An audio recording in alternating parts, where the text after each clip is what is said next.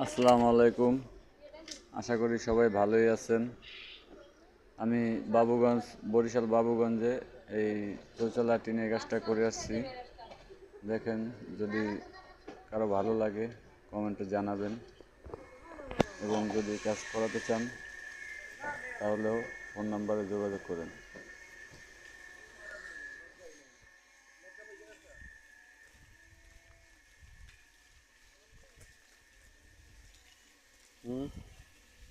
বন্ধু, নামাজের পরে মসজিদে কামটা নামাজের পর এটা তো কইছি।